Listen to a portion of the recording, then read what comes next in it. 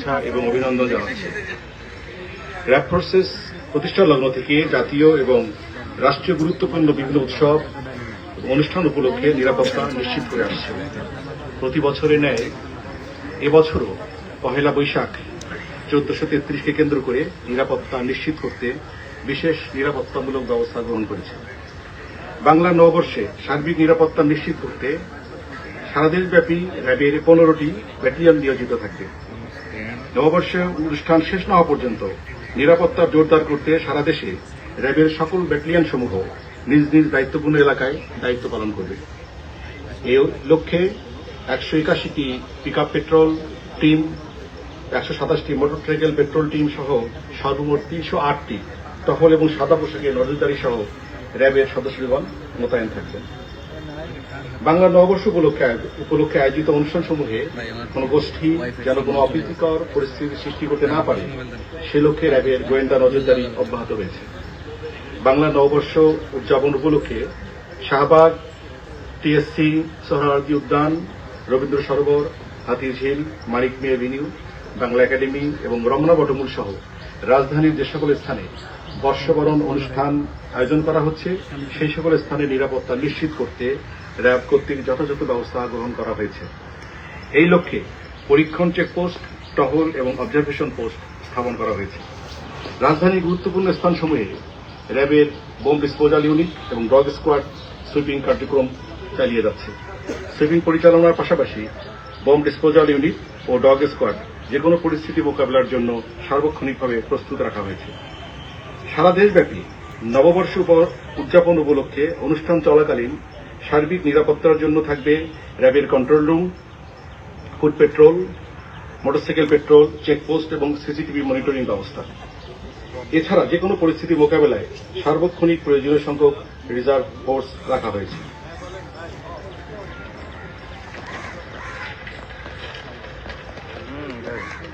যে কোনো ধরনের নাশকতা এবং হামলার মোকাবেলায় র্যাব স্পেশাল কমান্ডো ফোর্স প্রস্তুত রাখা হয়েছে। ব্যাটালিয়ন সমূহ নিজ নিজ কন্ট্রোল রুমের মাধ্যমে স্থানীয় জনপ্রতিনিধি এবং আইনশৃঙ্খলা বাহিনীর সাথে সমন্বয় করে দায়িত্ব পালন করছে। এছাড়া র্যাব সদর দপ্তরে কন্ট্রোল রুম স্থাপন করা হয়েছে এবং সারা দেশে নিরাপত্তা ব্যবস্থা পর্যবেক্ষণ করা হয়েছে। গোয়েন্দা তথ্য, সাইবার মনিটরিং সহ অন্যান্য তথ্য বিশ্লেষণপূর্বক বাংলা নববর্ষকে কেন্দ্র করে নাশকতার ব্যাপারে কোনো সুনির্দিষ্ট তথ্য এখন পর্যন্ত পাওয়া যায়নি। গোয়েন্দা নজরদারি এবং সাইবার মনিটরিং এর মাধ্যমে নাশকতাকারীদের যে কোনো নাশকতার পরিকল্পনা নস্যাৎ করে দিতে প্রস্তুত র্যাপিড অ্যাকশন ব্যাটালিয়ন। ভার্চুয়াল জগতে নববর্ষকে কেন্দ্র করে যে কোনো ধরনের গুজব, উস্কানিমূলক তথ্য, মিথ্যা তথ্য ছড়িয়ে কেউ যেন কোনো অনাকাঙ্ক্ষিত পরিস্থিতি সৃষ্টি করতে না পারে সেজন্য র্যাব সাইবার মনিটরিং টিম সার্বক্ষণিক নজরদারি অব্যাহত রেখেছে। এছাড়া বাংলা নববর্ষ উপলক্ষে বিভিন্ন অনুষ্ঠানস্থল এবং গুরুত্বপূর্ণ স্থানসমূহে আগত মহিলাদের উত্তপ্ত, ইভটিজিং, যৌন হয়রানি রোধকল্পে প্রয়োজনীয় ব্যবস্থা গ্রহণ করা হয়েছে। সর্বসাধারণের উদ্দেশ্যে আহ্বান জানাচ্ছি, সার্বিক নিরাপত্তার ঝুঁকি রয়েছে এমন কোন তথ্য পেলে অথবা কোনো ধরনের হেনস্থার শিকার হলে অবশ্যই কর্তব্যরত র্যাব বা অন্য কোনো আইন শৃঙ্খলা রক্ষাকারী বাহিনীর সদস্যকে জানাবেন। অভিযোগের প্রেক্ষিতে আমরা কঠোর হস্তে জড়িতদের বিরুদ্ধে আইনানুগ ব্যবস্থা গ্রহণ করব ইনশাআল্লাহ। আমি আশা করছি পূর্বের বছরগুলোর ন্যায় এবছরও অত্যন্ত উৎসাহ উদ্দীপনার সাথে বাংলা নববর্ষ দেশব্যাপী উদযাপিত হবে। আবারও সবাইকে বাংলা নববর্ষের শুভেচ্ছা জানিয়ে শেষ করছি। আপনাদের সকলকে অসংখ্য ধন্যবাদ।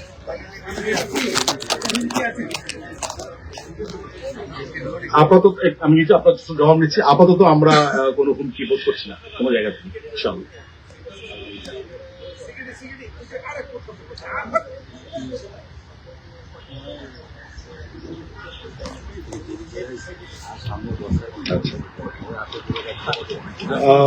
আপনার প্রশ্নের জবাবে সাম্প্রতিক সময়ে ঘটে যাওয়া সিকেডি হাসপাতালে চাঁদা আদায়ের ঘটনার বিষয়ে হয়তো আপনার প্রশ্ন হয়েছে। রাজধানীর সংবলিত centre for kidney disease and neurology CKD হাসপাতালে চাঁদা দাবির ঘটনায় র্যাবের যৌথ অভিযানে র্যাব 2, 4 এবং 6 এবং র্যাব সদর দপ্তরের গোয়েন্দা শাখার সহযোগিতায় অভিযুক্ত প্রধান আসামি সহ 7 জনকে গ্রেপ্তার করেছে। 7 জনকে গ্রেপ্তারের নেতা মঈনুদ্দিন সহ 7 জনকে গ্রেপ্তার করতে সক্ষম হয়েছে র্যাব। গ্রেপ্তারকৃতরা হলেন মঈনুদ্দিন মঈন, মোহাম্মদ লিটন মিয়া, মোহাম্মদ সুমন, মোহাম্মদ শাওন, স্বপন কাজী, মোহাম্মদ ফালাম রুবেল। জানা যায় মঈন এবং তার সহযোগীরা দীর্ঘদিন ধরে 5 লক্ষ টাকা দাবি করে আসছিল। দাবিকৃত চাঁদা দিতে অপারগতা প্রকাশ করলে ভিকটিমকে বিভিন্ন ধরনের ভয়ভীতি এবং হুমকি প্রদান করে আসছে। গত 10 এপ্রিল শেরেবাংলানগর থানাধীন সাঙ্গুলি 3 নম্বর রোডের বাসার সামনে এসে দরজা খুলতে বলে ভিকটিম এর স্ত্রী দরজা খুলে দিলে প্রধান অভিযুক্ত আসামি মঈন তার কাছ থেকে 5 লক্ষ টাকা দাবি করেন। চাঁদা না দিলে তারা বিভিন্ন ধরনের ক্ষয়ক্ষতি করার হুমকি প্রদান করেন। পরবর্তীতে টাকা দিতে অস্বীকার করলে উচ্ছৃঙ্খল জনতা সহ বিশৃঙ্খলা সৃষ্টির চেষ্টা করে। তারা হাসপাতালের সামনে অবস্থান করে উচ্ছৃঙ্খল আচরণ করে, উচ্চস্বরে স্লোগান, চাঁদাবাজি, গালাগালি এবং পরিবেশকে অস্থিতিশীল করার অপচেষ্টা চালায়। উক্ত ঘটনায় সামাজিক যোগাযোগ মাধ্যম এবং প্রিন্ট মিডিয়ায় চাঞ্চল্যের সৃষ্টি হয়। বিষয়টি আমলে নিয়ে দ্রুততার সঙ্গে এই অভিযুক্ত ব্যক্তিদের গ্রেপ্তারের জন্য তৎপরতা চালাই এবং আমরা আজকে পুরো টিম গ্রেপ্তার করতে সক্ষম হই। ধন্যবাদ।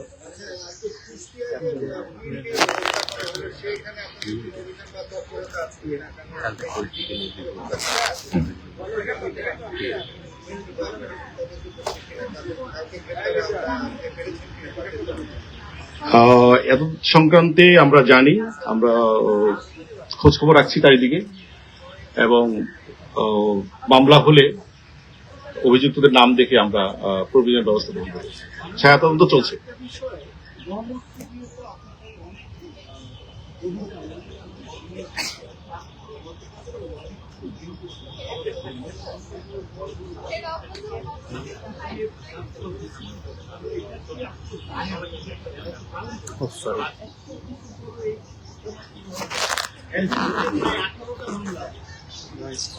শোনেন, আমি বলি আপনাকে, দায় এড়ানো বা দায় শোল্ডার করার বড় বিষয় নয়। ঘটনা ঘটলে আমরা কাজ করছি কিনা এটা তো বিষয়।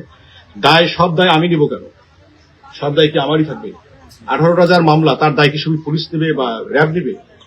এটা কি এই প্রশ্ন তো জবাব আপনি আমার কাছে খুঁজতে হবে। আমি দায় নিব না। আমার কাজ হচ্ছে যখন অপরাধ করবো না, আমি অপরাধী পেয়ে যাবো, তখন আমি তাকে গ্রেফতার করবো। যার বিরুদ্ধে 18টা মামলা, সে কিভাবে বাইরে থাকলো সেই প্রশ্ন আপনি তাদেরকে করেন, তাহলে মনে হয় প্রশ্নের সঠিক জবাব হবে না। ধন্যবাদ। নেক্সট। কোন আটক তো নিত্যই হচ্ছে। 18টা মামলা মানে কি? তার মধ্যে সে আটক হয়েছে বলে তো 18টা মামলায় তার আছে। এটাই তো বোঝা যায় কতবার সে আটক হয়েছে। ওকে, থ্যাংক ইউ অল।